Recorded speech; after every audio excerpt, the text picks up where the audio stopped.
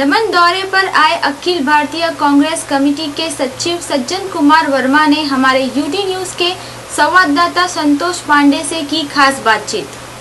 दमन के दौरे पर वैसे तो कई कांग्रेसी नेताओं का आगमन इन दिनों हुआ है। इन्हीं नेताओं में से एक हैं सज्जन वर्मा जी, जो कि अखिल भारतीय कांग्रेस कमेटी के सचिव हैं और मध्य प्रदेश में कई बार वो मंत्री पद का भी जिम्मा ले चुके हैं। सज्जन वर्मा जी, आप दमन में आए हैं, किस तरह से दमन के नज़रिए को आप देख रहे हैं? दमन में एक बहुत बड़ी यहाँ पर विडंबना है कि यहाँ पर लाल फीताशाही का आज भी दबदबा है। नौकरशाही प्रवृत्ति यहाँ पर लोकतंत्र को मजबूत होने नहीं दे रही है, अपने पांव नीचे कुचल रही है। आप फाइटर मैन के रूप में कांग्रेस में जाने जाते हैं, क्या कहना है?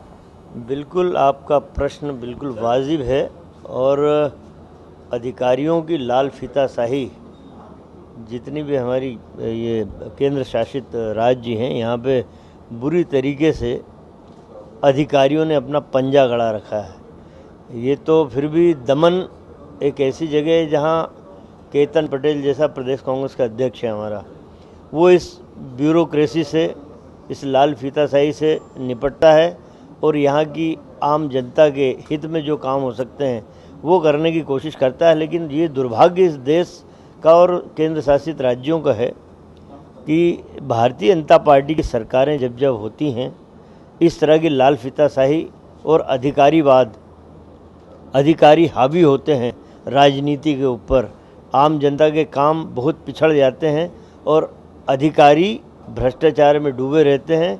आने वाला समय कांग्रेस का है और केतन पटेल जैसे हमारे नौजवान साथी इस अधिकारियों को मुंह तोड़ जवाब देंगे, इस लाल फीताशाही से दमन को मुक्त कराएंगे। सज्जन वर्मा जी, आप यहाँ पर आए हैं, केतन पटेल से आपकी नजदीकियां हैं, क्या तोहफा आप दमन दीव वासियों को देना चाहते हैं अपने जुबान से?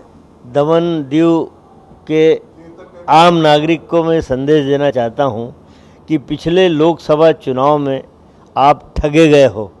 नरेंद्र मोदी जैसे बकवास और झूठे आदमी की बातों पे, वादों पे आपने वोट दिया है और दमन में केतन जैसा नौजवान चुनाव लड़ा था, उसे हार का सामना करना पड़ा।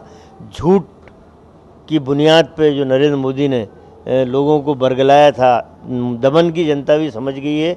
दमन दीव के लोगों से मैं अनुरोध करता हूँ कि नरेंद्र मोदी जैसे लफ्फाज लोगों की बात अब कभी जीवन में नहीं मानना और उन लोगों के हाथ में सत्ता के सूत्र देना जो सर्वहारा वर्ग को लेकर साथ में चलते हैं, धर्म और मजहब की राजनीति नहीं करते, विकास और निर्माण की बात करते हैं। ऐसे लोगों को सत्ता में लाना। केतन से वर्षों से हम लोगों का एक दिल्ली में, बम्बई, भोपाल आना जाना है, एक दूसरे से मिलते हैं, तो नज़दीकियाँ निश्चित रूप से हैं और जितनी ऊर्जा मैं केतन में देखता हूँ, मैं समझता हूँ कि दमन और दीव के लोगों ने उसका सही मूल्यांकन नहीं किया। लेकिन आने वाले समय में हम उम्मीद करते हैं कि केतन के हाथ में सत्ता के सूत्र आएंगे और एक बार फिर दमन और दीव की जनता बहुत सुख भोगेगी। मोहन भागवत का एक राग जमकर नजर आ रहा है कि हम अयोध्या में मंदिर बनाएंगे।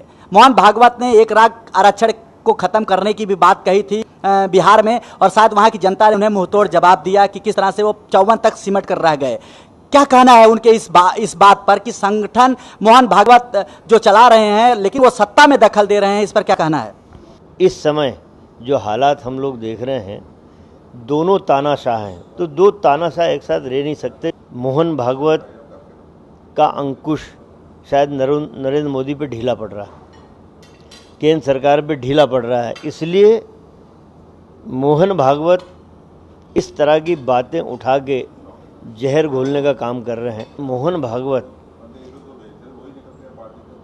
मजहब और धर्म की लड़ाई कराना चाहते हैं। ये देखिए, मैं आपको एक वाक्य बोलता हूँ कि साल भर के अंदर नरेंद्र मोदी और मोहन भागवत की ज़बरदस्त लड़ाई होगी, दोनों अलग अलग हो जाएंगी। मैं आज यहाँ दमन में बैठ के बात कह रहा हूँ, मुझे दिख रहा है कि दो तानाशाह के विचारों की नहीं, सत्ता पे अंकुश रखने की लड़ाई चालू हो गई। शुक्रिया। यह है सज्जन कुमार जी, जो कांग्रेस पार्टी के सचिव हैं और इन्हें फाइटर मैन के रूप में जाना जाता है। हमारे चैनल से बात करते हुए, न कि उन्होंने नरेंद्र मोदी पर आरोपों का पुलिंदा मढ़ा